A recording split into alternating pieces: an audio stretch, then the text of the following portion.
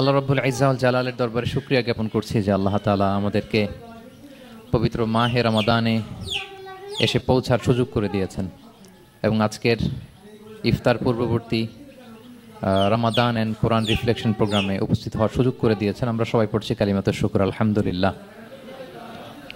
আল্লাহর শুকরিয়া জ্ঞাপনের পাশাপাশি আমি আজকের প্রোগ্রামের অর্গানাইজার বাংলাদেশ মুসলিম কমিউনিটি মালয়েশিয়াকে ধন্যবাদ জানাতে চাই। এরকম চমৎকার একটি রমাদানুল মুবারকে কোরআনিক একটি প্রোগ্রামের আয়োজন করবার জন্য আমরা দোয়া করছি আল্লাহ তাআলা যেন এই কমিউনিটিকে ইসলামের জন্য কবুল করে এবং আমাদের যে ভাইরা নিরলস পরিশ্রম করে এই প্রোগ্রামগুলো আয়োজন করছে, আল্লাহ তাআলা এই পরিশ্রম, এই ডেডিকেশন, এফোর্ট যেন তাদের নাজাতের ওসিলা বানায়। সম্মানিত শুধু আমরা সবাই জানি এই মাসটির এত বরকতের কারণ হচ্ছে এটি কোরআন নাজিলের মাস। শাহরু রমাদান আল্লাযী উনজিলা ফীহিল কুরআন হুদাল লিন-নাস ওয়া বায়্যিনাতিন মিনাল হুদা ওয়াল ফুরকান। রমাদান এমন মাস যে মাসে আল্লাহ তাআলা কোরআন নাজিল করেছে। তো বেসিক্যালি এই মাসের মূল মর্যাদা কোরআনের কারণে। সাইয়েদনা জিবরিল আলাইহিস সালাম কোরআন নিয়ে এসেছেন, উনি শ্রেষ্ঠ ফেরেশতা হয়েছেন। আল্লাহর হাবিব সাল্লাল্লাহু আলাইহি ওয়াসাল্লামের উপর কোরআন নাজিল হয়েছে, ফলে উনি শ্রেষ্ঠ নবী হয়েছেন। রমাদানে কোরআন নাজিল হয়েছে, ফলে রমাদান শ্রেষ্ঠ মাস হয়েছে। কদরের রাতে কোরআন নাজিল হয়েছে, ফলে কদর শ্রেষ্ঠ রাত হয়েছে। আমরাও যারা কোরআনের সাথে সুসম্পর্ক গড়ে তুলব, কোরআনের সাথে অ্যাটাচমেন্ট বাড়াবো, আমাদেরকেও শ্রেষ্ঠত্বের মর্যাদায় আল্লাহ তাআলা আশীন করবেন ইনশাআল্লাহ বিইذنিল্লাহ। তো আজকের প্রোগ্রামের আমার ফার্স্ট অ্যান্ড ফরমোস্ট রিমাইন্ডার হচ্ছে কোরআন নাজিলের মাসে আমরা যেন বেশি বেশি কোরআনের সাথে নিজেদের সম্পর্ককে নবায়ন করি এবং মজবুত করি। কার কীরকম কোরআনের সাথে সম্পর্ক আপনি নিজেই জানেন। প্রতিদিন কত পৃষ্ঠা কোরআন তেলাওয়াত করেন, কোরআনের অর্থ পড়েন, কোরআনের তাফসির পড়েন কিংবা শোনেন, আপনি নিজেই জানেন। সো নিজে নিজে যেন একটু নিজেকে যেন কাঠগড়ায় দাঁড় করাই এবং নিজেকে যেন জিজ্ঞেস করি যে আমার সাথে কোরআনের সম্পর্ক কতটুকু মজবুত। যদি ঘাটতি থাকে, গ্যাপ থাকে, এটা যেন আমরা মেকআপ করি, ফুলফিল করি এই বরকতময় মাসে। আপনারা খেয়াল করে থাকবেন যে শুরুতেই আমি সূরা ওয়াদ-দুহা ওয়াল-লাইলি ইযা সাজার কয়েকটি আয়াত তেলাওয়াত করেছি। তো আজকে আমরা এই সূরাটির সংক্ষিপ্ত তাফসির পেশ করব ইনশাআল্লাহ বিইذنিল্লাহ। যে মজলিসে কোরআনের তাফসির হয়, আল্লাহর কালামের ব্যাখ্যা উপস্থাপন করা হয়, প্রেজেন্টেশন করা হয়, এর চেয়ে শ্রেষ্ঠ মজলিস কি পৃথিবীতে আর হতে পারে? আমরা পৃথিবীর সবচাইতে শ্রেষ্ঠতম একটি মজলিস এখন বসে আছি। প্রিয় ভাই এবং বোনেরা, আমরা সূরা দোহার তাফসির শুনবো। এই সূরাটা মুখস্থ আছে না অনেকের? কোরআনের যে সমস্ত সূরা আমাদের অনেকেরই মুখস্থ, তার মধ্যে এটা অন্যতম একটা সূরা। এবং দেখবেন যে ইমাম সাহেবরা প্রায় এই সূরা তেলাওয়াত করে। যে সমস্ত সূরা দিয়ে প্রায় নামাজ পড়া হয়, এর মধ্যে অন্যতম একটা সূরা হচ্ছে সূরাতুদ দোহা। মুআয ইবনে জাবাল রাদিয়াল্লাহু তাআলা আনহুকে আল্লাহ রাসূল সাল্লাল্লাহু আলাইহি ওয়াসাল্লাম একটা এলাকার ইমাম বানিয়ে পাঠিয়েছিলেন। ওই এলাকার মুসল্লিরা ছিলেন, লোকজন ছিলেন শ্রমজীবী, কাজ করে খেত। সারাদিন ওট দিয়ে পানি সেচ করে খেজুর গাছে পানি দিত, খেজুরের চাষাবাদ করত, সারাদিন কষ্ট করে নামাজে যে জয়েন করত। তো উনি মাগরিবের নামাজে সূরা ফাতিহার পরে সূরা বাকারা তেলাওয়াত শুরু করলেন। সূরা বাকারা কোরআনের সবচেয়ে ছোট সূরা না? 286টা আয়াত, মানে সবচেয়ে বড় সূরা। তো মাগরিবের সালাতে উনি যখন এত লম্বা তেলাওয়াত ধরলেন, মুসল্লিরা আর ইমাম সাহেবের সাথে থাকতে পারতেছে না। কারণ ওনারা তো, ইমাম সাহেবের হয়তো মন ফুরফুরে, উনি পড়তেছেন মনের আনন্দে দরাজ গলায়, কিন্তু মুসল্লিদের তো অবস্থা খারাপ। সারাদিন ওনারা খেতে খামারে কাজ করে আসছে, নামাজ ছেড়ে দিয়ে অনেকে চলে গেছে। একা একা নামাজ পড়ে যে আল্লাহ রাসূল সাল্লাল্লাহু আলাইহি ওয়াসাল্লামের কাছে যে বিচার দিল যে, ইয়া রাসূলুল্লাহ, দেখেন এমন একজন ইমাম আপনি অ্যাসাইন করেছেন আমাদের এলাকায়, মাগরিবের নামাজে উনি সূরা বাকারা পড়ে আর আমরা হচ্ছে শ্রমজীবী। রাসূল সাল্লাল্লাহু আলাইহি ওয়াসাল্লাম খুব রেগে গেলেন। মুআয ইবনে জাবালকে ডেকে বললেন, হে মুআয, আফাত্তানুন আনত, তুমি কি সমাজে ফিতনা ছড়াচ্ছ? তুমি জানো না এরা কারা? তোমার কি সূরা ওয়াদ-দুহা ওয়াল-লাইলি ইযা সাজা মুখস্থ নাই? তোমার কি ওয়াশ-শামসি ওয়া-দুহাহা এটা মুখস্থ নাই? তোমার কি সাব্বিহ ইসমা রাব্বিকাল আ'লা এই সূরাগুলো তোমার জানা নাই? উনি বললেন জানা আছে। তো এগুলো রেখে দিয়ে মাগরিবের নামাজে কেন সূরা বাকারা ধরলা? তোমার মুসল্লিরা তো শ্রমজীবী মুসল্লি। যখন ইমামের দায়িত্ব হচ্ছে পেছনে কারা আছে এটা খেয়াল করা। অনেক সময় ইমাম সাহেব আল্লাহু আকবার বলে যে নামাজ ধরছে, কি হচ্ছে পেছনে আর খোঁজ খবর নাই। আল্লাহর হাবিব সাল্লাল্লাহু আলাইহি ওয়াসাল্লাম কিন্তু এমন ইমাম ছিলেন না, উনি অত্যন্ত বিবেকবোধ সম্পন্ন একজন ইমাম ছিলেন। একবার পেছনে এক বাচ্চার কান্না শুনে উনি নামাজ ছোট করে দিয়েছেন। সবাই বললেন, ইয়া রাসূলুল্লাহ, এত ছোট নামাজ তো কখনো পড়তে দেখি না। তখন রাসূল সাল্লাল্লাহু আলাইহি ওয়াসাল্লাম বললেন, একটা ছোট বাচ্চার কান্নার আওয়াজ আমার কানে এসেছে। আমার মনে হচ্ছে বাচ্চাটাকে সামলাতে নারীদের কাতারে একটা মায়ের খুব কষ্ট হচ্ছে, এজন্য নামাজটা আমি খাটো করে দিয়েছি। দেখেন কি চিন্তা চেতনা, পিছনে কি হচ্ছে সব রাসূল সাল্লাল্লাহু আলাইহি ওয়াসাল্লাম এটা খেয়াল করতেন। তো এই সূরার একটা ফজিলত আপনি জানেন যে রাসূল সাল্লাল্লাহু আলাইহি ওয়াসাল্লাম সূরা ওয়াদ-দুহা ওয়াল-লাইলি ইযা সাজা এটা তেলাওয়াত করতে বলেছিলেন মুআয ইবনে জাবাল রাদিয়াল্লাহু তাআলা আনহুকে। এটা কোরআনের 93 নম্বর সূরা। কত নম্বর? এটা মাক্কি সূরা। আর নাজিলের ধারাবাহিকতা অনুযায়ী এটা 11তম সূরা। মানে এই সূরার আগে আরো 10টা সূরা নাজিল হয়েছিল, তার মানে মক্কার একেবারে শুরুর দিকে এই সূরাটা নাজিল হয়েছিল। আপনারা জানেন যে এবছর আমার একটা বই এসেছে এক নজরে কোরআন নামে, সেখানে আমি প্রত্যেকটা সূরার সার সংক্ষেপ নিয়ে সংক্ষেপে, খুব সংক্ষেপে, কখনো যদি সুযোগ হয় আপনারা দেখবেন যে প্রত্যেকটা সূরা 5 পৃষ্ঠার মধ্যে আমরা নিয়ে আসার চেষ্টা করেছি। সেখানে এগুলো পাবেন, সূরাটা কয় নাম্বার, নাজিলের ধারাবাহিকতা কখন, তারপর কোরআন শরীফের মধ্যে কখন, এটার ফজিলত কি, এটার সেন্ট্রাল থিম কি, মেজর থিম কি, কজ এন্ড ইফেক্ট কি, সব কেস স্টাডি থেকে শুরু করে রিফ্লেকশন সব আমরা সেখানে উল্লেখ করেছি। তো এই সূরাটা শুরুর দিকে, একেবারে শুরুর দিকে নাজিল হয়েছে। তার আগে মাত্র 10টি সূরা নাজিল হয়েছে। তো নাজিল হতে হতে 10টা সূরা যখন নাজিল হলো, এরপর অনেক দিন রাসূল সাল্লাল্লাহু আলাইহি ওয়াসাল্লামের কাছে কোনো সূরা নাজিল হয় না। কয়দিন নাজিল হয় না? কোনো বর্ণনায় 15 দিন, কোনো বর্ণনায় 1 মাস, কোনো বর্ণনায় 2 মাস, কোনো বর্ণনায় 6 মাস, টানা 6 মাসের গ্যাপ ওহী নাজিল হয় না। আল্লাহর হাবিব সাল্লাল্লাহু আলাইহি ওয়াসাল্লাম তিনি ওহী মিস করতে শুরু করলেন, যে ঘটনা কি, কোরআন নাজিল হচ্ছে না কেন, হঠাৎ এত গ্যাপ কেন? ওনার মাথায় কয়েকটা জিনিস ঘুরপাক খেলো। একটা ঘুরপাক খেলো যে আমার কোনো কাজে আল্লাহ আবার অসন্তুষ্ট হলো নাকি, অথবা আমি কোরআনের আয়াত এই বাণীগুলো পৌঁছে দেওয়ার ক্ষেত্রে আমার কোনো গাফলতি হয়ে গেল নাকি, সামহাও কি আল্লাহর সাথে আমার কানেকশন এটা কি লুজ হয়ে যাচ্ছে, আমি কি কোনোভাবে আল্লাহ থেকে দূরে সরে পড়তেছি। রাসূল সাল্লাল্লাহু আলাইহি ওয়াসাল্লাম টেনশনে পড়ে গেলেন, চিন্তায় পড়ে গেলেন, কিরে ওহী আসে না কেন, আসে না কেন, আসে না কেন। এটা ছিল একটা দিক। আরেকটা দিক হচ্ছে আল্লাহর হাবিব সাল্লাল্লাহু আলাইহি ওয়াসাল্লামের কাছে কোরআনের আয়াত যাই নাজিল হতো উনি যে লোকদের কাছে প্রচার করে দিতেন। এখন নাজিল হয়েছে এখনই যে প্রচার শুরু, রাতে নাজিল হয়েছে রাতেই প্রচার শুরু, দিনে নাজিল হয়েছে দিনেই প্রচার শুরু, যখন নাজিল তখন প্রচার। কারণ আল্লাহ তাআলা বলেছেন, ইয়া আইয়ুহার রাসূলু বাল্লিগ মা উনজিলা ইলাইক মির রাব্বিক, আপনার রবের পক্ষ থেকে যা নাজিল হয়েছে প্রচার করেন। তো এই যে মাঝখান দিয়ে কয়েক মাস যার কোনো প্রচার টচার করে না, মুশরিকরা টিটকারি মারতে শুরু করলো, বলে কি মুহাম্মদ তোমার আল্লাহ তোমার ভুলে গেছে বোধহয়, তোমার আল্লাহ বোধহয় তোমাকে আর পছন্দ করে না। আগে তো প্রতিদিন কিছু না কিছু শোনাতা যে এইটা নাজিল হয়েছে, ওইটা আসছে, এই বিধান ওই বিধান, এখন তো কোনো খোঁজ খবর নাই। ঘটনা কি? আল্লাহর হাবিব সাল্লাল্লাহু আলাইহি ওয়াসাল্লামের চাচি উম্মে জামিল, আবুল হাবির স্ত্রী, সে আরো খারাপ কথা বললো। সে বলল, ইন্না শাইতানাকা কদ তারাকাক, তোমার কাছে যে একটা শয়তান আসতো এখন বোধহয় আর আসে না মুহাম্মদ, নাউযুবিল্লাহি মিন যালিক। এটা দিয়ে জিবরিল আলাইহিস সালামকে বুঝিয়েছেন। জিবরিল এসে কি কি যেন বলে, কই এখন তো কিছু বলো না। তো রাসূল বলবে কি করে, কারণ তিনি তো মন গড়া কিছু বলতেন না। আল্লাহর হাবিব সাল্লাল্লাহু আলাইহি ওয়াসাল্লাম মনে যা ইচ্ছা হয়, মন গড়া কখনো কিছু বলেছেন? আওয়াজ করে বলেন, মন গড়া বলতেন তিনি? ওয়ামা ইয়ানতিকু আনিল হাওয়া ইন হুয়া ইল্লা ওয়াহয়ুন ইউহা। আল্লাহর ওহী আসলে সেটা শোনাতেন। তো ওহীও আসে না, উনি শোনাতেও পারে না, ওহীও নাই, উনি শোনাতেও পারে না। এই যে একটা কষ্টকর মুহূর্ত রাসূল সাল্লাল্লাহু আলাইহি ওয়াসাল্লামের, কিরে মাসের পর মাস চলে গেল, ওহী আসতেছে না কেন, আমার কি কোনো ভুল হচ্ছে নাকি, আল্লাহকে আমাকে অপছন্দ করলেন? রাসূল সাল্লাল্লাহু আলাইহি ওয়াসাল্লাম যখন এরকম দুশ্চিন্তিত, পেরেশান, অ্যাংজাইটিতে পড়ে গেলেন, ভারাক্রান্ত, ঠিক তখন রাসূল সাল্লাল্লাহু আলাইহি ওয়াসাল্লামকে সান্ত্বনা দেওয়ার জন্য এই সূরাটা আল্লাহ নাজিল করেছেন। সান্ত্বনা দেওয়ার জন্য এই সূরাটা বেশ আশা জাগানিয়া সূরা, মোটিভেশনাল সূরা, ইন্সপিরেশনাল সূরা। আপনার মন খারাপ হলে আপনি এই সূরাটা পড়বেন, এই সূরাটা, এবং এটার পরে আরেকটা সূরা আছে সূরাতু আলাম নাশরাহ, আপনার মন ভালো হয়ে যাবে। এটাকে দি অ্যান্টি ডিপ্রেসেন্ট সূরা বলে, মানে ডিপ্রেশন কাটায় ফেলে।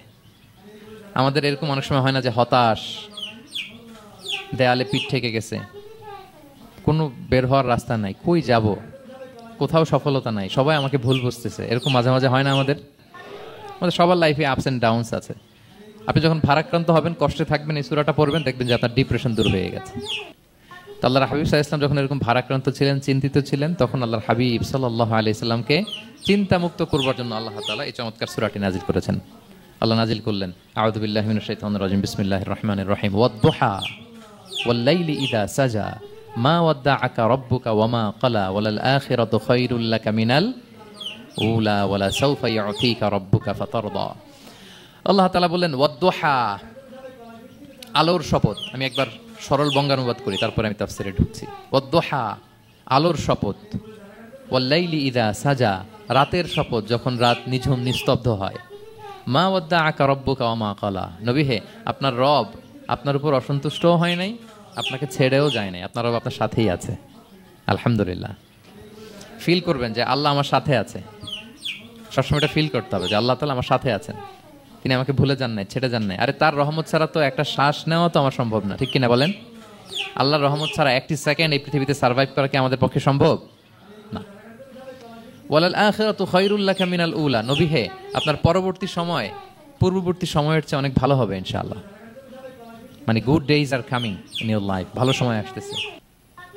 ওয়ালা সাউফা ইউতিকা রাব্বুকা ফাতারদা, আপনার রব আপনাকে এত দিবেন আপনি খুশি হয়ে যাবেন। আপনার রব আপনাকে এত দিবেন আপনি নিয়ে কুলাতে পারবেন না। আলাম ইয়াজরিকা ইয়াতীমান ফাআওয়া, নবী আপনি কি ইয়াতীম ছিলেন না, তিনি কি আপনাকে আশ্রয় দেননি?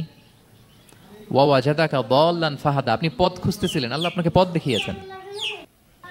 ওয়া ওয়াজাদাকা আইলান ফাআগনা, আপনি নিঃস্ব রিক্ত হস্ত ছিলেন, আল্লাহ তাআলা আপনাকে ধনী বানিয়েছেন। ফাআম্মাল ইয়াতীমা ফালা তাকহার, খবরদার এতিমের সাথে কখনো কঠোর হবেন না। ওয়া আম্মা সাইলা ফালা তানহার, ফরিয়াদি যে সওয়াল করে হাত পাতে তাকে ধমক দিয়ে তাড়িয়ে দিবেন না। ওয়া আম্মা বিনি'মাতি রাব্বিকা ফাহাদ্দিস, আর আপনার রবের যে নিয়ামত আপনার প্রতি এটার বর্ণনা করুন। সুবহানাল্লাহ। এই হচ্ছে সরল অনুবাদ সূরাতুদ দোহার। এবার আসুন আমরা এটার তাফসিরে ঢুকি। আল্লাহ তাআলা প্রথমে দুইটা শপথ করলেন, কসম করলেন, দুইটা ওথ। আমরা যদি সংক্ষেপে ভাগ করি তাহলে 11 আয়াত বিশিষ্ট এই সূরাতে প্রথম 2 আয়াতে দুইটা শপথ আছে, তারপরের 3টা আয়াতে রাসূল সাল্লাল্লাহু আলাইহি ওয়াসাল্লামকে 3টা কনফার্মেশন দেওয়া হয়েছে, সুসংবাদ দেওয়া হয়েছে। এরপরের 3টা আয়াতে আল্লাহর হাবিব সাল্লাল্লাহু আলাইহি ওয়াসাল্লামের অতীতে আল্লাহ কি নিয়ামত দিয়েছেন সেটার একটা রিমাইন্ডার দেওয়া হয়েছে। আর সবশেষে 3টা ওয়ার্ক প্ল্যান দেওয়া হয়েছে, কর্মসূচি, সেগমেন্ট। আপনি এক নজরে কোরআন এগুলো পাবেন, এরকম সেগমেন্ট আকারে আমরা ভাগ করেছি। আই রিপিট, আমি আবারও বলছি, সূরা দোহার 11 আয়াত বিশিষ্ট এই সূরার প্রথম 2 আয়াতে 2টি শপথ, তারপরের 3 আয়াতে 3টি সুসংবাদ, তারপরের 3 আয়াতে অতীতে যে রাসূলকে নিয়ামত দেওয়া হয়েছিল সেটা স্মরণ করিয়ে দেওয়া, আর শেষ 3 আয়াতে 3টা ওয়ার্ক প্ল্যান, কর্মসূচি, রাসূল সাল্লাল্লাহু আলাইহি ওয়াসাল্লাম কি করবেন। ক্লিয়ার হয়ে গেছে না সূরাটা? আসুন এবার তাফসিরে ঢুকি। আল্লাহ তাআলা বললেন ওয়াদ-দোহা, নবী আলোর শপথ। আলো, দোহা মানে আলো। আমার সাথে আওয়াজ করে বলুন, দোহা মানে কি? আলো, সকালের আলো, প্রভাতের সূর্য কিরণ।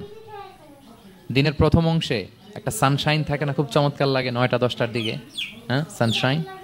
এই সকালের সানশাইনটাকে আরবিতে বলে দোহা। এই জন্য এই সময় আল্লাহর হাবিব সাল্লাল্লাহু আলাইহি ওয়াসাল্লাম নামাজ পড়তেন, এটাকে বলে সলাতুদ দোহা, মানে দোহার নামাজ। এটাকে বলে সলাতুদ দোহা, দোহার নামাজ।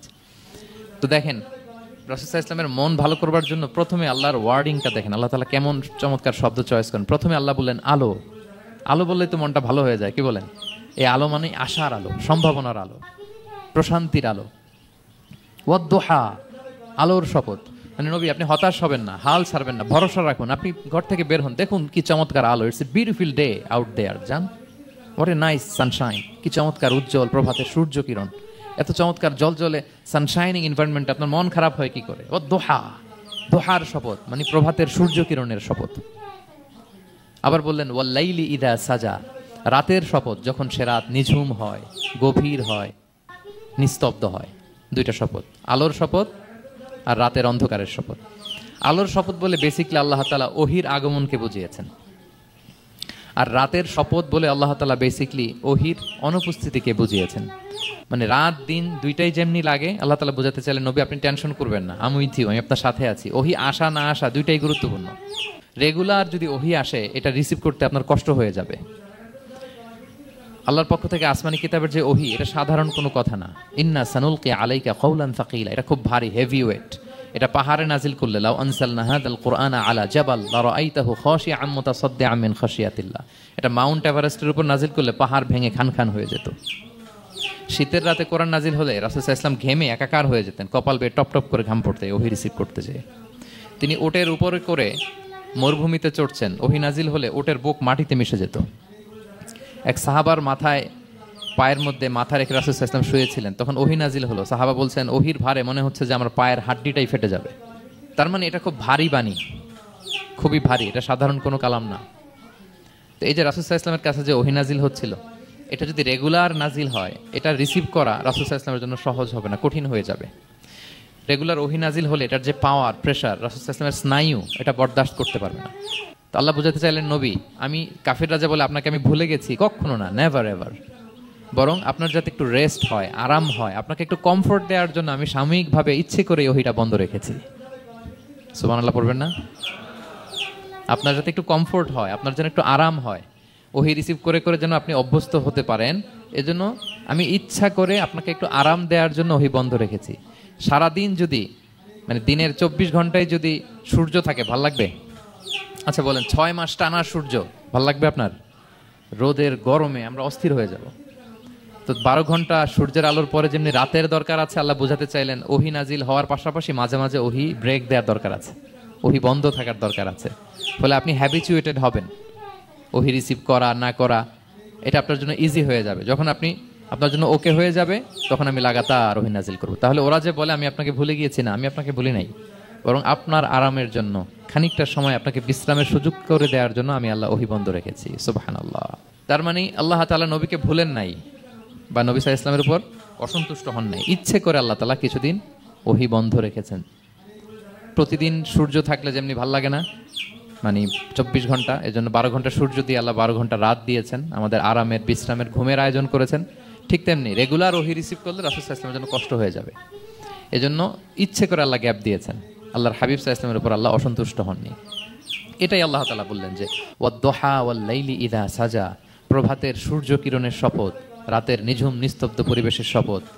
মা ওয়াদ্দাআকা রাব্বুকা ওয়া মা ক্বাল, আপনার রব আপনারে ভুলেও যায় নাই, আপনারে ছেড়েও যায় নাই, আপনার উপর নাখোশও হয় নাই। সুবহানাল্লাহ। আপনার রব আপনার সাথেই আছে, এটা সবসময় ফিল করবেন যে আমার রব আমার সাথে আছে। এটা ফিল করলে আপনার মধ্যে যে সাহস আসবে আপনি কল্পনাই করতে পারবেন না যে এত এনার্জি আপনার ভিতরে আসলো কি করে। আপনারা খেয়াল করেছেন, বছর খানিক আগে ভারতবর্ষের আমাদের এক বোনের সামনে কিছু সন্ত্রাসী, ওরা জয় শ্রীরাম বলতেছিল, মনে আছে? কিন্তু আমার ওই বোন মুস্কান কি বলছিল বলেন তো? তার এক আল্লাহু আকবারে from north to south, from east to west, the entire globe প্রকম্পিত হয়েছে। আমরা সবাই পড়েছি আল্লাহু আকবার, সবাই আমরা কি পড়েছি? আল্লাহু আকবার। কারণ সে ফিল করেছে যে আল্লাহ আমার সাথে আছে। মনকে তুমি বুঝিয়ে বলো আল্লাহ আছেন আমার সাথে, এটা ফিল করতে হবে। আল্লাহর হাবিব সাল্লাল্লাহু আলাইহি ওয়াসাল্লামকে আল্লাহ তাআলা এইটাই অ্যাসিউরেন্স দিলেন, কনফার্মেশন দিলেন যে মা ওয়াদ্দাআকা রাব্বুকা ওয়া মা ক্বালা, আপনার রব আপনাকে ভুলে যায় নাই, আপনার রব আপনার প্রতি অসন্তুষ্ট হয় নাই। আমি ইচ্ছা করে ওহিটা বন্ধ রেখেছি যাতে আপনার আরাম হয়। সুবহানাল্লাহ। আল্লাহর হাবিব সাল্লাল্লাহু আলাইহি ওয়াসাল্লামের প্রতি আল্লাহ তাআলা কতটা টেক কেয়ার করতেন দেখেন। রেগুলার ওহি নাজিল হলে রাসূল সাল্লাল্লাহু আলাইহি ওয়াসাল্লামের কষ্ট হয়ে যাবে, এজন্য তিনি কিছুদিন ওহি বন্ধ রেখে রাসূল সাল্লাল্লাহু আলাইহি ওয়াসাল্লামকে বিশ্রামের ব্যবস্থা করে দিয়েছেন। তাহলে প্রথম 3টা আয়াত ক্লিয়ার না সবার কাছে? আচ্ছা, প্রথম 2টো আয়াতে 2টা শপথ গেল, এরপরে 3টা সুসংবাদ। সুসংবাদের প্রথমটা হলো আমি ভুলিও নাই ছাড়িও নাই, আপনার সাথে আছে। এরপর আল্লাহ বললেন ওয়ালাল আখিরাতু খায়রুল লাকা মিনাল উলা, নবী হে আপনার পরবর্তী সময় পূর্ববর্তী সময়ের চেয়ে ভালো হবে। নিশ্চয়ই আপনার পরবর্তী সময় পূর্ববর্তী সময়ের চেয়ে ভালো হবে। তার মানে গুড ডেজ আর কামিং, ভালো সময় আপনার জীবনে আসছে, আপনি হতাশ হবেন না, নিরাশ হবেন না। এরপর আল্লাহ তাআলা বললেন ওয়ালা সাউফা ইউতিকা রাব্বুকা ফাতারদা, নবী হ্যাঁ আপনার রব আপনাকে এত দিবে আপনি খুশি হয়ে যাবেন, আপনার রব আপনাকে এত নেয়ামত দান করবে আপনি আপনার রবের প্রতি সন্তুষ্ট হয়ে যাবেন। সুবহানাল্লাহ বিহামদি। এবং তাই হয়েছে। যারা আপনারা সিরাত পড়েছেন, যারা আল্লাহর হাবিব সাল্লাল্লাহু আলাইহি ওয়াসাল্লামের জীবনী নিয়ে ধারণা রাখেন, তারা দেখবেন যে আল্লাহর রাসূল সাল্লাল্লাহু আলাইহি ওয়াসাল্লাম যেখানেই মনে কষ্ট পেয়েছেন, বিষণ্ণ, চিন্তিত, তখনই আল্লাহ তাআলা রাসূল সাল্লাল্লাহু আলাইহি ওয়াসাল্লামের চিন্তা দূর করে রাসূল সাল্লাল্লাহু আলাইহি ওয়াসাল্লামকে সন্তুষ্ট করেছেন। যখনই রাসূল সাল্লাল্লাহু আলাইহি ওয়াসাল্লামের মনে কষ্ট, তিনি চিন্তিত, তখনই আল্লাহ তাআলা ওনাকে হ্যাপি করেছেন। কাইন্ড অফ রাসূলকে হ্যাপি করাই আল্লাহর কাজ, আল্লাহর হাবিব সাল্লাল্লাহু আলাইহি ওয়াসাল্লামকে হ্যাপি করাই আল্লাহ তাআলার কাজ। দেখেন কিভাবে আল্লাহ তাআলা আল্লাহর হাবিব সাল্লাল্লাহু আলাইহি ওয়াসাল্লামকে হ্যাপি করেছেন, একটু খেয়াল করে দেখেন। মক্কাতে যখন খুব জটিল অবস্থা, দাওয়াতি কাজ চালিয়ে নেওয়াটা রাসূল সাল্লাল্লাহু আলাইহি ওয়াসাল্লামের জন্য কষ্ট হয়ে যাচ্ছে, নমুসলিম সাহাবাদের উপর অত্যাচার, তখন আল্লাহর হাবিব সাল্লাল্লাহু আলাইহি ওয়াসাল্লাম দেখলেন যে এই মক্কার 2 জনের একজনকে আমার চাই। তাদের একজন যদি ইসলামের ছায়াতলে আসে তাহলে ইসলামের পাল্লাটা ভারী হয়। কারা? একজন হচ্ছে ওমরে ফারুক আর একজন আবু জাহাল। 2 জনের একজন তখন ইসলাম ধর্ম গ্রহণ করেনি। তো রাসূল সাল্লাল্লাহু আলাইহি ওয়াসাল্লাম কেঁদে কেঁদে আল্লাহর কাছে ফরিয়াদ জানালেন, আল্লাহুম্মা আইজ্জাল ইসলামা বিআহাব্বি হাযাইন আর রাজুলাইনি ইনদাক। আল্লাহ, আমি কাউকে স্পেসিফিক তোমার কাছে চাই না, শুধু এটাই বলি 2 জন লোকের নাম বলবো, এই 2 জন লোকের মধ্যে থেকে যাকে তোমার পছন্দ হয় তাকে তুমি ইসলামের ছায়াতলে এনে ইসলামকে শক্তিশালী করো। এক হচ্ছে আবু জাহাল, আরেক হচ্ছে ওমরে ফারুক। এই দোয়াটা তিনি করতে লাগলেন। আর খুব চিন্তিত 2 জনের কেউই মুসলমান হয় না। একদিন হঠাৎ সাহাবারা বললেন, ইয়া রাসূলুল্লাহ, আল্লাহর হাবিব সাল্লাল্লাহু আলাইহি ওয়াসাল্লাম তখন দারুল আরকামের ভেতরে বসা। সাহাবারা বললেন, ইয়া রাসূলুল্লাহ, আপনি এখান থেকে সরে যান, কারণ ওমরে ফারুক নাঙ্গা তলোয়ার নিয়ে আসতেছে আপনাকে হত্যা করবার জন্য। আল্লাহ রাসূল সাল্লাল্লাহু আলাইহি ওয়াসাল্লাম বললেন যে তোমরা সরে যাও, আমার মনে হচ্ছে ওই যে চোখের পানি ছেড়ে আমি দোয়া করেছি ওই দোয়া আজকে কবুল হতে শুরু করেছে, তোমরা সরো। ঠিকই ওমরে ফারুক রাদিয়াল্লাহু তাআলা আনহু আসলেন, এসে তিনি তলোয়ার রেখে দিয়ে বললেন, আশহাদু আল্লা ইলাহা ইল্লাল্লাহ ওয়া আশহাদু আন্না মুহাম্মাদান আবদুহু ওয়া রাসূলুহু, আমি সাক্ষ্য দিচ্ছি আল্লাহ ছাড়া কোনো ইলাহ নেই এবং আপনি আল্লাহর প্রেরিত বান্দা এবং রাসূল। এই দৃশ্য দেখে রাসূল সাল্লাল্লাহু আলাইহি ওয়াসাল্লাম খুশি হয়ে গেলেন। ওয়ালা সাউফা ইউতিকা রাব্বুকা ফাতারদা, আল্লাহ বলেছিলেন যে নবী হে আপনাকে এত দিব, আপনার রব আপনাকে এত নেয়ামত দিবে, আপনি শুধু খুশি হবেন, সন্তুষ্ট হবেন আমার প্রতি। এদের রাসূল সাল্লাল্লাহু আলাইহি ওয়াসাল্লামের দোয়া কবুল করে আল্লাহ তাআলা ওমর ফারুককে ইসলামের ছায়া তোলেন, ইসলামকে শক্তিশালী করলেন। ফাতারদা, রাসূল সাল্লাল্লাহু আলাইহি ওয়াসাল্লাম খুশি হয়ে গেলেন। এভাবে প্রতিটা ক্ষেত্রে মক্কাতে যখন খুব কঠিন অবস্থা, রাসূল সাল্লাল্লাহু আলাইহি ওয়াসাল্লাম তায়েফে চলে গেলেন দাওয়াত দেওয়ার জন্য। নেইবারিং সিটি, আপনারা যে হজ উমরা করেছেন জানেন, মক্কার পাশের সিটি তায়েফ। দাওয়াত দিলেন, দাওয়াত প্রত্যাখ্যান করলো তারা। শুধু তাই না, ফিজিক্যালি হ্যারেস করা হলো আল্লাহর হাবিব সাল্লাল্লাহু আলাইহি সাল্লামকে। রাসূল সাল্লাল্লাহু আলাইহি ওয়াসাল্লামের জামা ধরে, গা ধরে টানা হেচড়া করা হলো, পাথর মারা হলো, তিনি রক্তাক্ত হলেন। হামালাতুল জিবাল, পাহাড় রক্ষী ফেরেশতারা বলল, ইয়া রাসূলুল্লাহ, আপনি যদি আদেশ দেন তায়েফের দুই দিকের পাহাড় দিয়ে এমন চাপা দিব, পুরো তায়েফের জনপদ একেবারে ভ্যানিশ হয়ে যাবে। আল্লাহর হাবিব সাল্লাল্লাহু আলাইহি ওয়াসাল্লাম বললেন, না, আমি আশা করি তাদের পরবর্তী নেক্সট জেনারেশনের কেউ না কেউ পড়বে লা ইলাহা ইল্লাল্লাহ মুহাম্মাদুর রাসূলুল্লাহ। তাই হয়েছে। এখন তায়েফে যান, শুধু মসজিদ আর মসজিদ, মসজিদ আর মসজিদ। কি চমৎকার পরিবেশ! তায়েফে গেলে মনেই হবে না আরব দেশ। বৃষ্টি হয় প্রতিদিন, অনেক চাষাবাদ হয়, চমৎকার এলাকা। রাসূল সাল্লাল্লাহু আলাইহি ওয়াসাল্লামের দোয়ার বরকত। তো তায়েফবাসী দাওয়াত প্রত্যাখ্যান করলো। রাসূল সাল্লাল্লাহু আলাইহি ওয়াসাল্লাম গায়ের রক্ত পরিষ্কার করে নাখলা নামক খেজুরের বাগানে যায়েদ রাদিয়াল্লাহু তাআলা আনহুকে ফজরের নামাজ পড়তেছিলেন। আল্লাহর হাবিব সাল্লাল্লাহু আলাইহি ওয়াসাল্লাম যখন ফজরের সালাতে তেলাওয়াত করতে লাগলেন, একদল জিন পাশ দিয়ে যাচ্ছিল। তারা তাদের এলাকায় যেয়ে বলল, ইন্না সামি'না কুরআনান আজাবা ইয়াহদি ইলা রুশদি ফাআমান্না বি। জিনেরা আগে আকাশের উপরে উঠে ফেরেশতারা কি বলে চুরি করে শুনে আসতো। হঠাৎ জিনেরা আর উপরে যেতে পারে না। উপরে যেতে চাইলেই ফাআতবাআহু শিহাবুন সাকিব, আগুনের পাথর মারা হয়। ঘটনা কি? সব জিনেরা বৈঠক বসালো। ঘটনা কি? আগে কত তথ্য আগেই জেনে যেতাম, জেনে গণকদেরকে বলতাম, গণকরা আমাদেরকে ধন্যবাদ জানাইতো। তো এখন তো আসমানের সিকিউরিটি এত বেড়ে গেল কেন? কারণ কি? ওই যে শেষ নবী আসার কথা যে মনে হয় চলে আসছে, দেখো তো কোথায় আসছে উনি। খুঁজতে খুঁজতে খুঁজতে একদল ওই দিন ফজরের সময় আল্লাহর হাবিব সাল্লাল্লাহু আলাইহি ওয়াসাল্লাম রক্তাক্ত হয়ে ফজরের সালাত যখন পড়তেছেন, ওই কোরআন তেলাওয়াত শুনে তারা এলাকায় যেয়ে বলল যে ইন্না সামি'না কুরআনান আজাবা, এক আজীব কোরআন শুনে আসছি, ইয়াহদি ইলা রুশদি, এই কোরআন মানুষকে হেদায়েতের পথে নিয়ে যায়। ফাআমান্না বি, আমরা ঈমান এনে ফেললাম। সুবহানাল্লাহ পড়েন। তো রাসূল সাল্লাল্লাহু আলাইহি ওয়াসাল্লাম তো এটা জানেন না। আল্লাহ তাআলা জিবরাইল মারফত জানালেন যে, হে নবী, আপনি এসেছিলেন ম্যানকাইন্ডকে দাওয়াত দিতে। তায়েফের তারা দাওয়াত গ্রহণ করে নাই, ম্যানকাইন্ড রিজেক্ট করেছে। কিন্তু আরেকটা জাতি আছে যাদেরকে আপনি দেখেন না, তাদেরকে বলে জিন কাইন্ড, মানে জিন জাতি। পুরো জিন জাতি কালিমা পড়ে মুসলমান হয়ে গিয়েছে। নবী বলে, সাউফা ইউতিকা রাব্বুকা ফাতারদা, নবী আপনার রব আপনাকে এত নেয়ামত দিবেন, আপনি খুশি হয়ে যাবেন। নবী সাল্লাল্লাহু আলাইহি ওয়াসাল্লাম ওইখানে আবার খুশি হয়ে গেলেন।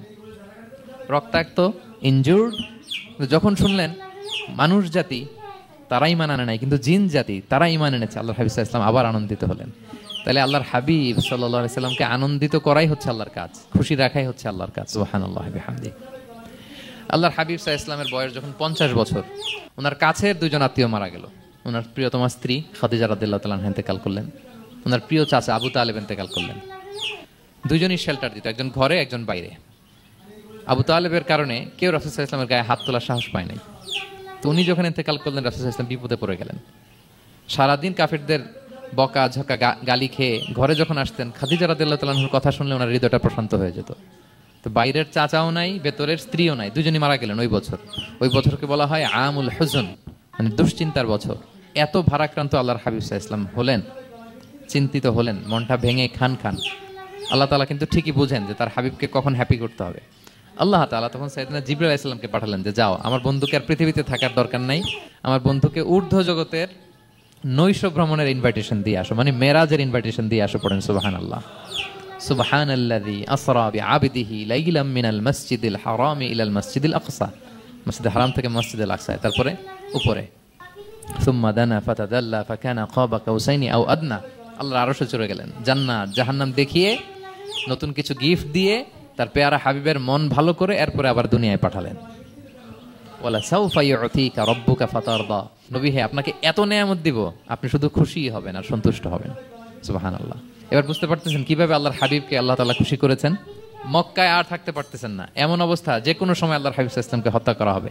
আল্লাহ তাআলা আল্লাহর হাবিবের জন্য নতুন জায়গার ব্যবস্থা করে দিলেন, তওবা কিংবা তাইবা, যেটাকে আমরা মদিনা বলি। তিনি মদিনায় গেলেন, আবার রাসূল সাল্লাল্লাহু আলাইহি ওয়াসাল্লামের হৃদয় প্রশান্ত হলো। কিন্তু মদিনায় যে তিনি কাবাকে মিস করতে আরম্ভ করলেন। আল্লাহর হাবিব সাল্লাল্লাহু আলাইহি ওয়াসাল্লাম নবী হওয়ার পরে টানা 14 বছর কিবলা ছিল কিন্তু বাইতুল মাকদিস। কিন্তু মক্কায় যখন তিনি ইবাদত করতেন, তিনি বাইতুল মাকদিসের দিকেই হয়েই নামাজ পড়তেন, কিন্তু সামনে কাবাটারে রাখতেন। কথা বুঝতে পেরেছেন? মক্কায় যখন তিনি নামাজ পড়তেন 13 বছর, কিবলা যেহেতু বাইতুল মাকদিসের দিকেই হয়ে নামাজ পড়তেন, কিন্তু মাঝখানে রাখতেন কোনটারে? কাবাকে। তাহলে কেমন যেন কাবাই তার সামনে। আচ্ছা, কিন্তু মদিনায় যখন গেলেন, এখন তো আর সুযোগ নাই। কাবা একদিকে, বাইতুল মাকদিস আরেক দিকে। এখন কাবাকে আর সামনে রাখা যাচ্ছে না, মিস করতে লাগলেন কাবাকে। আর প্রত্যেক নামাজের পরে আকাশের দিকে তাকায় থাকেন, ইস আল্লাহ যদি আয়াত নাজিল করে আমার জন্মস্থান যে মক্কা, আমার পূর্বপুরুষ ইব্রাহিম আলাইহিস সালামের যে ওই কাবার দিকে যদি ক্যাবলাটা ঘুরাই দিত কতই না ভালো হতো। আল্লাহ বলেন যে আপনি যে কদ নারা তাকাল্লুবা ওয়াজহিকা ফিস সামা, নবী আপনি যে আকাশের উপর চেহারা উঠিয়ে মনে মনে কি চান আমি তো বুঝি। আল্লাহর হাবিব সাল্লাল্লাহু আলাইহি ওয়াসাল্লামকে খুশি করার জন্য আল্লাহ আয়াত নাজিল করলেন, ফাওয়াল্লি ওয়াজহাকা শাতরাল মসজিদিল হারাম। নবী হ্যাঁ আপনাকে খুশি করার জন্য নতুন বিধান নাজিল করলাম, এখন থেকে ফ্রম রাইট নাও আপনি যখনই নামাজ পড়বেন এখন থেকে কাবামুখী হয়ে আপনি সালাত আদায় করবেন। তাহউইলুল কিবলা, কিবলা পরিবর্তন হয়ে গেল। সুবহানাল্লাহি ওয়া বিহামদিহি। আপনারা মসজিদে নববীর পাশে মদিনাতে একটা মসজিদ দেখবেন, এটাকে বলে মসজিদ যুল কিবলাতাইন। এমন মসজিদ যে মসজিদে এক নামাজে দুই কিবলা শেয়ার করা হয়েছিল। মানে এই আয়াত যখন নাজিল হলো, আল্লাহর হাবিব সাল্লাল্লাহু আলাইহি ওয়াসাল্লামের সাথে একজন নামাজ পড়ে যে ওই মসজিদে যে দেখে কিছু লোক নামাজ পড়তেছে ওই বাইতুল মুকদ্দাসের দিকে হয়ে, কারণ তখন পর্যন্ত ওইটাই কিবলা। তিনি নামাজরত অবস্থায় এদেরকে বললেন যে তোমরা তো জানো না এই মাত্র আয়াত নাজিল হয়েছে, কিবলা কিন্তু আর ওই দিক নাই, ডাইরেকশন চেঞ্জ, এদিকে হয়ে যাও। তো ইমাম সহ মুসল্লি সব ঘুরে নামাজের মধ্যে ওইদিকে হয়ে গেছে। তাহলে একই নামাজে দুইটা কিবলা শেয়ার করা হয়েছে, ফলে তখন থেকে মসজিদের নাম হয়ে গেছে মসজিদ যুল কিবলাতাইন, দুই কিবলাওয়ালা মসজিদ। তাহলে দেখেন আল্লাহর হাবিব সাল্লাল্লাহু আলাইহি ওয়াসাল্লামকে খুশি করার জন্য আল্লাহ তাআলা কিবলা চেঞ্জ করে দিয়েছে। সুবহানাল্লাহ বলতে পারলেন না? এভাবে যখনই আল্লাহর হাবিব সাল্লাল্লাহু আলাইহি ওয়াসাল্লাম বিষণ্ণ, চিন্তিত, মন খারাপ, ওনার মন ভালো করার দায়িত্ব নিয়েছে কে? জিবরাইল এসে শোনাতে লাগলো আগের জামানায় কেউ 500 বছর 700 বছর হায়াত পেয়েছে। বনি ইসরাইলের অনেক মুজাহিদ 1000 বছর জেহাদ করেছে। কয় হাজার বছর জেহাদি করছে? 1000 বছর। আমরা হায়াত পাই কয় বছর? আমাদের হায়াত কয় বছর অন অ্যান অ্যাভারেজ? 60-70। আল্লাহর হাবিব সাল্লাল্লাহু আলাইহি ওয়াসাল্লাম এটাই বলেছেন যে আমার উম্মতি মা বাইনা 60 ইলা 70, আমাদের গড় আয়ু 60 থেকে 70। ওয়া আকাল্লুহুম মা ইয়াজুযু যালিক, আর সামান্য অল্প সংখ্যকই মানুষ এটাকে ক্রস করতে পারে। এই কথা শুনে যে আগের উম্মত 1000 বছর জেহাদ করছে, এটা শুনে রাসূল সাল্লাল্লাহু আলাইহি ওয়াসাল্লাম আবার কাঁদতে আরম্ভ করলেন, হায় রে আমার গুনাহগার উম্মতের কি হবে? আমার উম্মত তো 60-70ই শেষ, আমার উম্মতের কি হবে? আবার চিন্তিত, আবার কান্নাকাটি। তখন আল্লাহ তাআলা নাজিল করলেন, ইন্না আনসালনাহু ফি লাইলাতিল কদর ওমা আদরাকা মা লাইলাতুল কদর লাইলাতুল কদরি খায়রুম মিন আলফি শাহর। নবী আপনি কাঁদবেন না, ওদেরকে হায়াত দিছি বেশি, কদর দেই নাই। আপনার উম্মতকে হায়াত কম দিছি, কিন্তু আপনার উম্মতের জন্য আমি লাইলাতুল কদর রেখে দিয়েছি। এক কদরের রাতে ইবাদত করলে খায়রুম মিন আলফি শাহর, 1000 মাস ইবাদত করলে যে পরিমাণ সওয়াব অতটুকু না, খায়ের এর চেয়ে বেশি সওয়াব আল্লাহ তাআলা আপনার উম্মতের আমলনামায় দিয়ে দিবেন। আবার আল্লাহর হাবিব সাল্লাল্লাহু আলাইহি ওয়াসাল্লাম মন ভালো হয়ে গেল। ওয়ালা সাউফা ইউতিকা রাব্বুকা, সবাই বলেন ওয়ালা সাউফা ইউতিকা রাব্বুকা ফাতারদা। নবী এত দিব আপনি শুধু হ্যাপি হবেন, হ্যাপি। এরপরে বদরের যুদ্ধে বিজয় দান করলেন, মক্কা বিজয় দান করলেন, তাবুক যুদ্ধে বিজয় দান করলেন। সব শেষে জান্নাতে ওনার জন্য স্পেশাল একটা জায়গা থাকবে, ওই জায়গায় কেউ বসতে পারবে না। জায়গাটার নাম মাকামে মাহমুদ। ওয়া মিনাল লাইলি ফাতাহাজ্জাদ বিহি নাফিলাতাল লাকা আসা আন ইয়াবআসাকা রাব্বুকা মাকামাম মাহমুদা। ওই মাকামে মাহমুদের সিংহাসনে আল্লাহর হাবিব সাল্লাল্লাহু আলাইহি ওয়াসাল্লাম বসবেন, ওনার জন্য স্পেশাল খাস, কেউ এখানে বসতে পারবে না। তার মানে হ্যাপি শুধু দুনিয়াতেই করবে না, আল্লাহ তাআলা আল্লাহর হাবিবকে আখিরাতেও করবে। আল্লাহর হাবিব সাল্লাল্লাহু আলাইহি ওয়াসাল্লামকে কাউসার দেয়া হবে, ইন্না আ'তাইনা কাল কাউসার। হে নবী আপনাকে কাউসার দিয়েছি, এমন হাউজে কাউসার যে হাউজে কাউসারের সামনে পান পেয়ালা, যেটা দিয়ে পানি নিয়ে আপনি উম্মতকে খাওয়াবেন, এটার সংখ্যা আকাশের তারা যত বেশি তার চেয়েও বেশি। হাউজে কাউসারের পানি এটা দুধের চেয়েও সাদা, বরফের চেয়েও ঠান্ডা, মধুর চেয়েও মিষ্টি। এক ঢোক যে খাবে চিরকালের জন্য তার গলা থেকে তৃষ্ণা মিটে যাবে। He will never ever be thirsty again. একবার খাইছে তো শেষ। পেতে চান সেটা আল্লাহর হাবিবের কাছ থেকে? আমরা পেতে চাই কি চাই না বলেন? ইন্না আ'তাইনা কাল কাউসার। নবী আপনাকে আমি কাউসার দিয়েছি। সব শেষে আল্লাহর হাবিব সাল্লাল্লাহু আলাইহি ওয়াসাল্লাম সুপারিশ করার অনুমতি পাবেন, যেদিন কেউ সুপারিশ করতে পারবে না। সবাই বলবে নাফসি নাফসি নাফসি নাফসি, থার থার করে কাঁপবে। এক একজন নবী, ইব্রাহিম আলাইহিস সালাম, ঈসা আলাইহিস সালাম, মূসা আলাইহিস সালাম থার থার করে কাঁপবে। আর আল্লাহর হাবিব সাল্লাল্লাহু আলাইহি ওয়াসাল্লাম ওই মাকামে মাহমুদে সিংহাসন ফেলে দিয়ে সেজদায় শুধু কাঁদতে থাকবে, আর সেজদার মধ্যে বলবে উম্মতি উম্মতি উম্মতি উম্মতি। হে আল্লাহ আপনি আমার গুনাহগার উম্মতকে বাঁচান, আল্লাহ আপনি আমার গুনাহগার উম্মতকে বাঁচান, আল্লাহ আপনি আমার গুনাহগার উম্মতকে বাঁচান। আল্লাহ তাআলা এটা সহ্য করতে না পেরে জিবরাইল আলাইহিস সালামকে বলবেন যে ওয়াসআলহু মা ইউবকিক, জিবরাইল যাও জিজ্ঞেস করো তো আমার বন্ধু এত কাঁদে কেন, কি চায় জিজ্ঞেস করো। তো আল্লাহর হাবিব সাল্লাল্লাহু আলাইহি ওয়াসাল্লাম বলবেন আল্লাহুম্মা উম্মতি উম্মতি, আল্লাহ আমার উম্মতকে বাঁচান, আমার গুনাহগার উম্মতকে বাঁচান। আল্লাহ তাআলা এবার জিবরাইল মারফত বলবেন যে ইযহাব ইলা মুহাম্মদ সাল্লাল্লাহু আলাইহি ওয়াসাল্লাম, যাও মুহাম্মদের কাছে যাও, ওয়াকুল লাহু, তাকে বলো দুনিয়াতে যেমনি কখনো কষ্ট পেতে দেই নাই, বারবার তাকে হ্যাপি করেছি, খুশি করেছি, ওয়া ইন্না সানুরদিকা ফি উম্মাতিকা ওয়ালা নাসুউক, আজকের এই কঠিন দিনেও আমার হাবিবকে আমি কষ্ট দিব না, তার উম্মতের ব্যাপারেও তাকে আমি খুশি করে দেব, তার গুনাহগার উম্মতের ব্যাপারেও আজকে মুহাম্মদ সাল্লাল্লাহু আলাইহি ওয়াসাল্লামকে আমি খুশি করে দেব। আল্লাহর হাবিব সাল্লাল্লাহু আলাইহি ওয়াসাল্লাম তখন সুপারিশ শুরু করবেন। আল্লাহু আকবার, আল্লাহু আকবার। ওয়ালা সাউফা ইউতিকা রাব্বুকা ফাতারদা, নবী হে আপনাকে এত নেয়ামত দিব আপনি নিয়ে কুলাতে পারবেন না। সব শেষে এই গুনাহগার উম্মতকে সুপারিশ করে জাহান্নাম থেকে নাম কাটিয়ে সবাইকে নিয়ে তিনি একটা ফ্ল্যাগ হাতে নিয়ে তিনি জান্নাতের দিকে ছুটবেন। ওই ফ্ল্যাগের মধ্যে লেখা থাকবে আলহামদু। কি লেখা থাকবে? মানে প্রশংসা, প্রশংসার পতাকা। নিজেও তো প্রশংসিত। মুহাম্মদ মানে কি জানেন? মুহাম্মদ মানে কি? প্রশংসিত। এই কারণে মুহাম্মদ সাল্লাল্লাহু আলাইহি ওয়াসাল্লামকে মক্কার লোকেরা গালি দিয়েও শান্তি পেত না। মানে যদি বলি এই প্রশংসিত লোকটা খারাপ, কথাটা হইল? প্রথমে আগে বলা লাগে কি?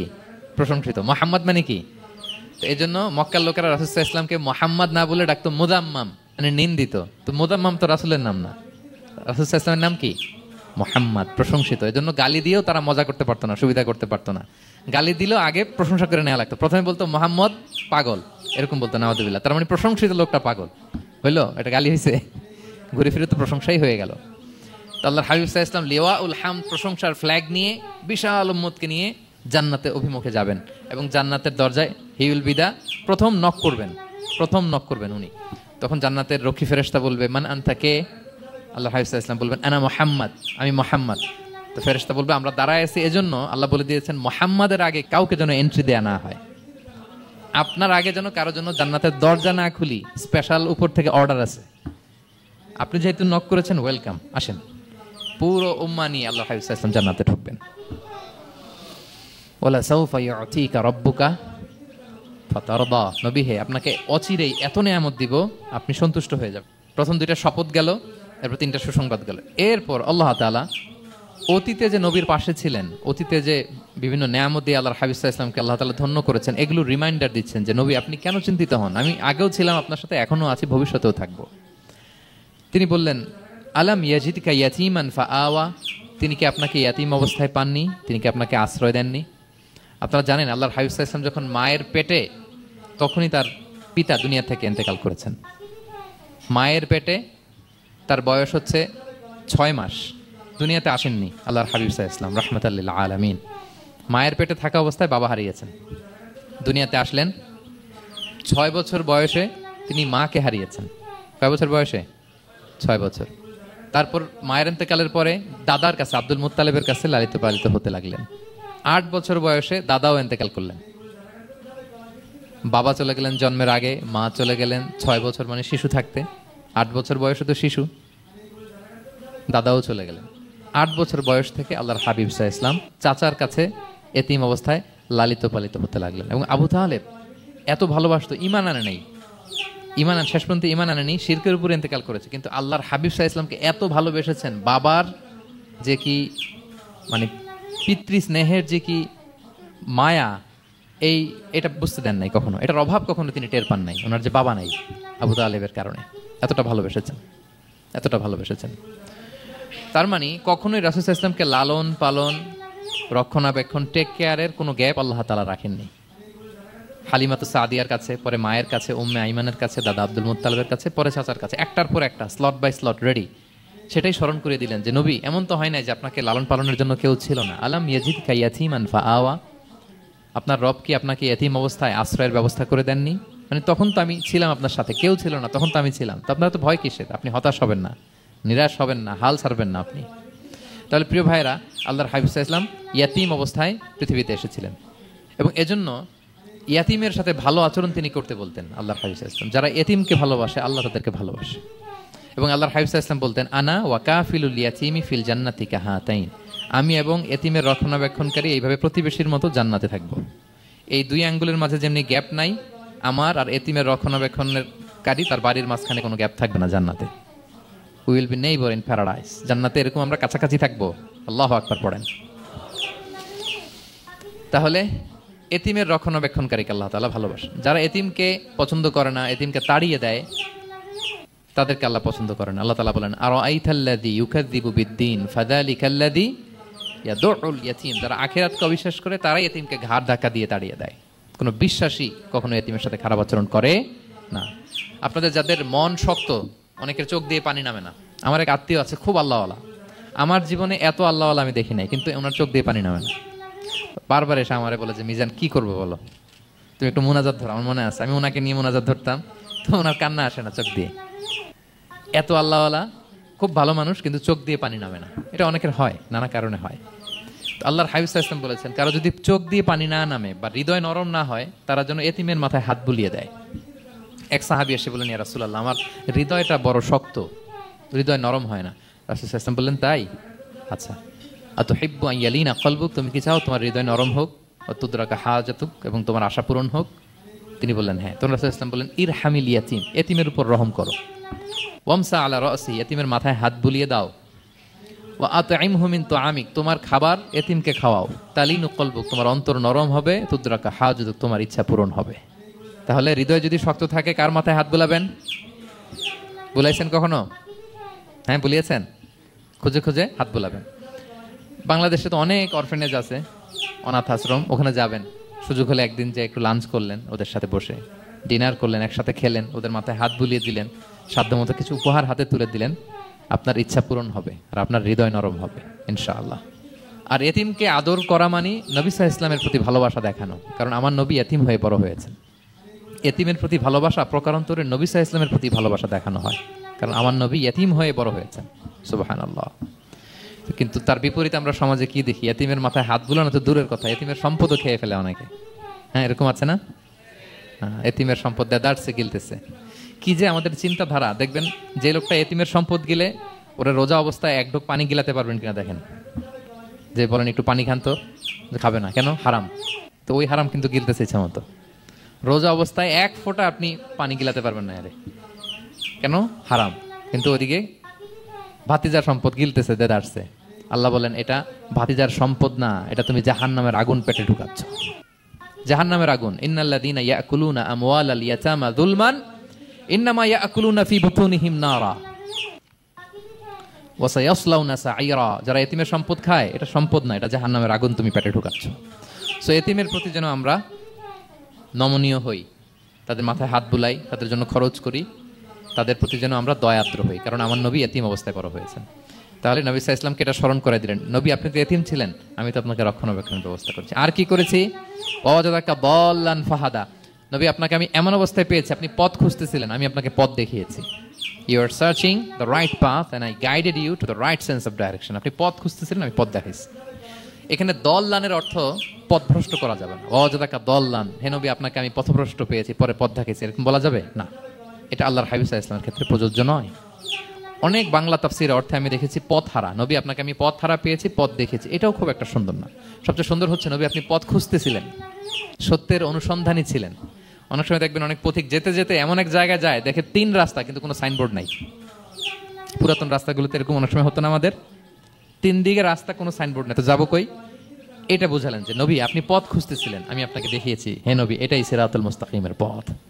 ওয়াজাদাকা দাল্লান ফাহাদা, আপনি পথ খুঁজতেছিলেন, আমি আপনাকে পথ দেখিয়েছি। তো ছোটবেলায় সাথে ছিলাম, পথ খুঁজতেছিলেন, পথ দেখালাম, আমি আপনার ভুললাম কোথায়? কাফিরদের কথায় মন খারাপ করেন কেন যে তারা বলে আমি আপনাকে ভুলেছি, ছেড়েছি? নো, নেভার এভার, আমি আপনার সাথেই আছি। তারপর আল্লাহ তাআলা বললেন ওয়াজাদাকা আইলান ফাআগনা, তিনি আপনাকে রিক্ত হস্ত, নিঃস্ব পেয়েছেন, সম্পদহীন অবস্থায় পেয়েছেন, পরে সম্পদশালী করেছেন। সুবহানাল্লাহ। আল্লাহর হাবিব সাল্লাল্লাহু আলাইহি ওয়াসাল্লাম শুরুতে সম্পদের অত যোগান ছিল না, পরে খাদিজা রাদিয়াল্লাহু তাআলা আনহার সাথে যখন বিয়ে হলো, আল্লাহ তাআলা সম্পদের কষ্ট দূর করলেন। কারণ খাদিজা রাদিয়াল্লাহু তাআলা আনহা অনেক বড় ব্যবসায়ী ছিলেন। বিয়ের আগে পার্টনারশিপে বিজনেস ছিল রাসূল সাল্লাল্লাহু আলাইহি ওয়াসাল্লামের সাথে। আল্লাহর হাবিব সাল্লাল্লাহু আলাইহি ওয়াসাল্লাম শ্রম দিয়েছেন, খাদিজা রাদিয়াল্লাহু তাআলা আনহার ইনভেস্টমেন্ট ছিল। তো ওই শ্রমে খাদিজা রাদিয়াল্লাহু তাআলা আনহার এক বান্ধবী, তিনি এমন প্রশংসা করলেন এসে আল্লাহর হাবিব সাল্লাল্লাহু আলাইহি ওয়াসাল্লামের ব্যাপারে যে এমন লোক আমি দেখি নাই, ওনার কথা বার্তা, চলন, কথন, ডিলিং সব আলাদা। পুরো কাফেলার মধ্যে উনি একরকম, পুরো কাফেলা আরেক রকম। এই কথা শুনে তো খাদিজা রাদিয়াল্লাহু তাআলা আনহা আকৃষ্ট হলেন যে এরকম একজন সৎ লোকই তো আমার চাই। প্রস্তাব দেয়া হলো, চাচাদের কাছে বিয়ে হয়ে গেল। এবং বিয়ের পরে খাদিজা রাদিয়াল্লাহু তাআলা আনহা নারীদের মধ্যে সর্বপ্রথম শাহাদা বাক্য পড়ে মুসলমান হয়েছিলেন। নিজের সব সম্পদ আল্লাহর হাবিব সাল্লাল্লাহু আলাইহি ওয়াসাল্লামের পায়ের সামনে এনে দিয়ে দিলেন, ইয়া রাসূলুল্লাহ আমার সম্পদ মানে আপনার সম্পদ, ইসলামের জন্য যত মনে যায় আপনি খরচ করেন। ওয়াজাদাকা আইলান ফাআগনা, আপনাকে আল্লাহ নিঃস্ব পেয়েছেন, সম্পদের ব্যবস্থা করে দিলেন। পরবর্তীতে মদিনায় যে খায়বার যুদ্ধের পরে অনেক সম্পদের ব্যবস্থা আল্লাহ তাআলা করে দিয়েছিলেন। তাহলে ছোটবেলায় ইয়াতিম ছিলেন, আল্লাহ টেক কেয়ার করলেন। পথ খুঁজতেছিলেন, আল্লাহ পথ দেখায় দিলেন। আর্থিক সমস্যা ছিল, এটাও আল্লাহ দূর করে দিলেন। এবার আল্লাহ তাআলা বিষ্ণু ঈসা ইসলামকে 3টা ওয়ার্ক প্ল্যান দিবেন, কর্মসূচি। 1 নম্বর কর্মসূচি হচ্ছে ফাআম্মাল ইয়াতীমা ফালা তাকহার, নবী খবরদার এতিমের সাথে কখনো কঠোর আচরণ করবেন না। 1 নম্বর কর্মসূচি, কারণ আপনিই তো এতিম ছিলেন। এতিমের দুঃখ আপনি না বুঝলে বুঝবে কে? এতিমের সাথে কখনো কঠোর হবেন না। আল্লাহর হাবিব সাল্লাল্লাহু আলাইহি ওয়াসাল্লাম কখনো এতিমের সাথে কঠোর হন না। এতিম তো দূর কি বাত, কারোর সাথে তিনি কঠোর হন না। ওনার কাছে চাইলে উনি না বলতে পারতেন না, নো নাই দিব না এটা বলতে জানতেন না। নো ওনার ডিকশনারিতে ছিল না, চাইলেই দিতেন। একবার আল্লাহর হাবিব সাল্লাল্লাহু আলাইহি ওয়াসাল্লামের কাছে একটা জামা, কয়টা? আপনার জামা কয়টা? আমার জামা কয়টা? জুব্বা তখন কয়টা ছিল? মাত্র একটা। এক ফরিয়াদি এসে বলে, ইয়া রাসূলুল্লাহ আতিনি কামিসান, আমার একটা জামা দেন, আমার জামা নাই। নবী সাল্লাল্লাহু আলাইহি ওয়াসাল্লামের জামা কয়টা তখন? ওনার কাছে চাইলে উনি না বলতে পারতেন, খুলে দিয়ে দিয়েছেন। নাও, এখন ওনার জামা আছে কয়টা? তো জামাও নাই, বেরও হতে পারে না। কি এক মুসিবত! আল্লাহ তাআলা আয়াত নাযিল করলেন, ওয়াল্লাযীনা ইযা আনফাকু লাম ইউসরিফু ওয়া লাম ইয়াকতুরু ওয়া কানা বাইনা যালিকা কাওয়ামা। নবী হে, যারা বিশ্বাসী তারা দানের সময় ভারসাম্য করবে। অনেকগুলো থাকলে আপনার একটা দিতেন, ছিলই যখন একটা, ওইটার হকদার তো ফরিয়াদির চেয়ে আপনি বেশি। এখন যে দিয়ে দিলেন, আপনি পড়বেন কি? অনেকগুলো থাকলে না হয় আপনি দিতেন, ছিলই একটা, এটা সবচেয়ে যোগ্য, অধিকতম যোগ্য এবং হকদার তো আপনি। সুবহানাল্লাহ, সুবহান। কি নবী ছিল, কি নবী ছিল! না বলতে পারতেন না, মানুষকে ফিরিয়ে দিতে জানতেন না। আল্লাহ বললেন, নবী হে, আপনার প্রথম কর্মসূচি ফাআম্মাল ইয়াতীমা ফালা তাকহার, খবরদার এতিমকে কখনো, এতিমের প্রতি কঠোর হবেন না। 1 নম্বর কর্মসূচি। এটা শুধু নবীর জন্য কর্মসূচি নাকি আমাদের জন্য না? হ্যাঁ, সবার জন্য। এতিমদের সাথে যেন আমরা রূঢ় ভাষী না হই, তাদের সাথে যেন রূঢ় আচরণ না করি। 2 নম্বর, ও আম্মা সাইলা ফালা তানহার, ফরিয়াদিকে ধমক দিবেন না, হাত পাতলে ধমক দিবেন না। আমরা অনেক সময় ধমক দেই, আপনারা দেন কখনো?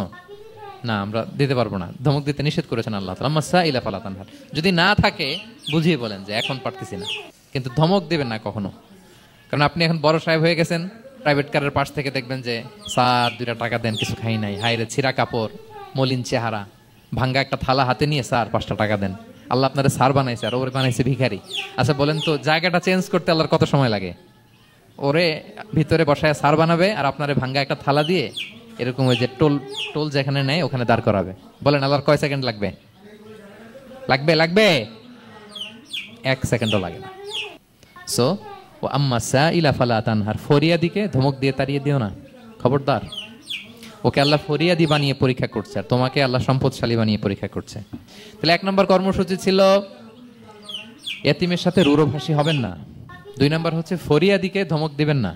3 নম্বর, ওয়া আম্মা বিনি'মাতি রাব্বিকা ফাহাদ্দিস, আল্লাহ তাআলা আপনাকে যে নিয়ামত দিয়েছে এই নিয়ামতের আপনি কি করেন? বর্ণনা করেন। ওয়া আম্মা বিনি'মাতি রাব্বিকা ফাহাদ্দিস, আল্লাহ নিয়ামতের বর্ণনা করেন, শুকরিয়া করেন। কারণ আল্লাহ তাআলা আমাদের অনেককে ইয়াতিম বানায় নাই, আমাদেরকে ফরিয়াদি বানায় নাই। আমরা অনেকেই আছি, আমরা এখনো ইয়াতিম না, আমার আব্বা আম্মা এখনো বেঁচে আছেন, আমাদের অনেকের আব্বা আম্মা বেঁচে আছেন। ইয়াতিম মূলত ছোট অবস্থায় যদি বাবা মারা যায় তাকে আরবিতে ইয়াতিম বলে। মান মাতা আবুহু ওয়া হুয়া সগীর, কেউ ছোট, তার বাবা মারা গেছে, তাকে শরীয়তের পরিভাষায় কি বলে? ইয়াতিম। তো আমরা অনেকেই তো ইয়াতিম না, আমরা অনেকেই তো অন্যের কাছে হাত পাতা লাগে না, তো আমরা ভালো আছি না? আমাদের দেখবেন যে প্রায় হিসাবটা হচ্ছে আমার কি নাই। আমাদের হিসাবটা কি? কি নাই, কি যে আছে এটার হিসাব করে কুলানোও যাবে না, ঠিক কিনা বলেন? হ্যাঁ, ঠিক যেই মুহূর্তে এখানে বসে আমরা এই চমৎকার ইফতারি নিয়ে বসে আছি, ঠিক একই মুহূর্তে দেখবেন যে হসপিটালের আইসিইউতে শুয়ে শুয়ে কাতরাচ্ছে অনেকে। হ্যাঁ, ঠিক এই মুহূর্তে কিডনি ডায়ালিসিস চলতেছে, দেখছেন? কিডনি পেশেন্ট এদিকে ছিদ্র করে ব্লাড সব বের হয়ে রিফাইনিং হয়ে আরেক দিক দিয়ে ঢুকে, ওর চিৎকার শুনলে। বার্ন ইউনিটে গেছেন কখনো? আগুনে পোড়া রুগী, আপনার তো অনেক কিছু নাই, আমার এটা নাই ওইটা নেই, আল্লাহ এটা দিল না, এটা নিয়ে আসেন। আপনি বার্ন ইউনিটে একদিন যায়েন, তাহলে বুঝবেন যে আল্লাহ আপনারা কত শান্তিতে রেখেছে। না খেয়ে কয় রাত কাটিয়েছি আমরা, বলেন তো? কত লোক বাড়ি ভাড়া পরিশোধ করতে পারে না, ঋণের বোঝায় জর্জরিত, দুরারোগ্য ব্যাধিতে আক্রান্ত, ক্যান্সারের লাস্ট স্টেজে, তাদের সাথে একটু দেখা করেন। 4th স্টেজে চলে আসছে ক্যান্সার পেশেন্ট, তার চেহারা, তার খাবার, তার চলাফেরা, কিভাবে তার প্রতিটা সেকেন্ড কাটে, একটু দেখে আসবেন, তাহলে বুঝবেন যে কত আল্লাহর দেয়া নেয়ামতের সাগরে হাবুডুবু খাই আমরা। এজন্য আল্লাহ বলেছেন 3 নম্বর কর্মসূচি হচ্ছে ওয়া আম্মা বিনি'মাতি রাব্বিকা ফাহাদ্দিস, আল্লাহর নিয়ামতের শুকরগুজার হও।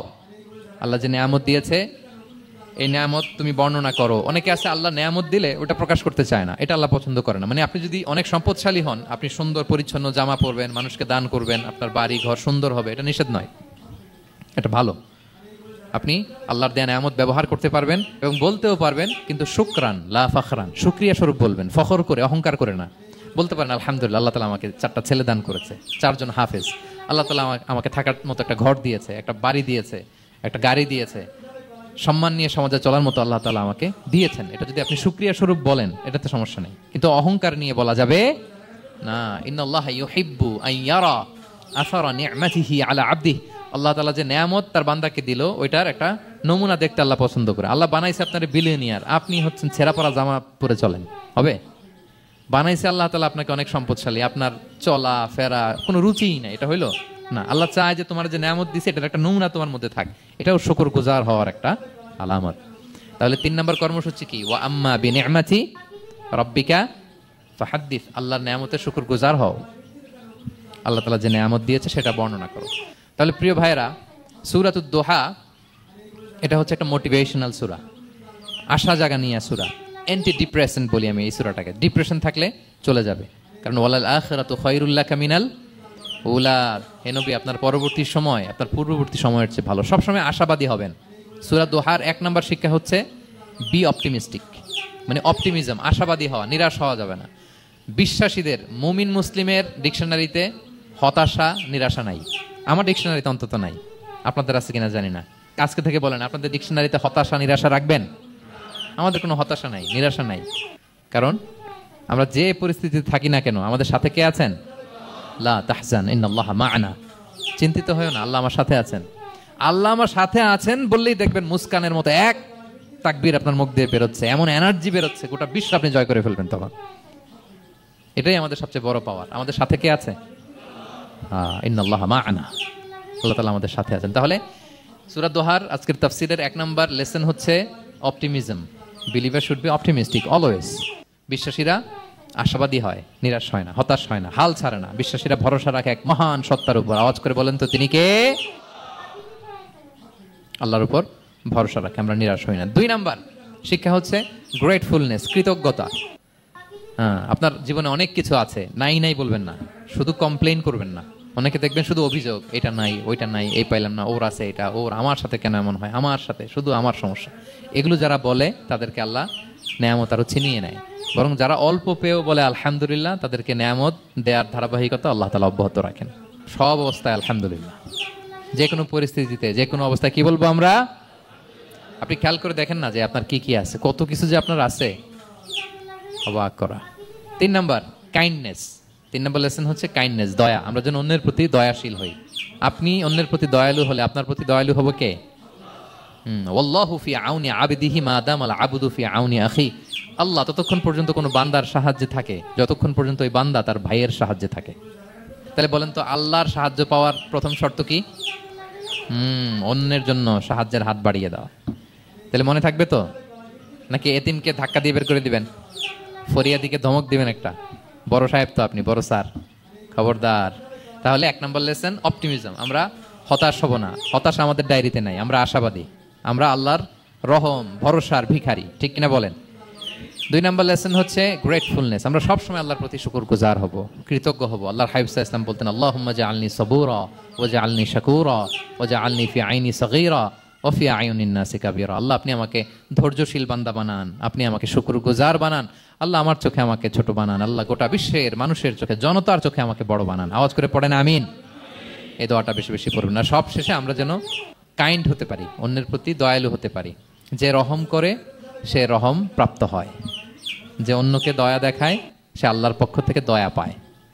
আল্লাহ তাআলা আমাদের সবাইকে কথাগুলো বোঝার ও আমল করার তৌফিক দান করুক। হাযা মা ইনদি ওয়াল ইলমু ইনদাল্লাহি আলাইহি তাওয়াক্কালতু ওয়া ইলাইহি উনীব। আসসালামু আলাইকুম ওয়া রাহমাতুল্লাহি ওয়া বারাকাতুহু।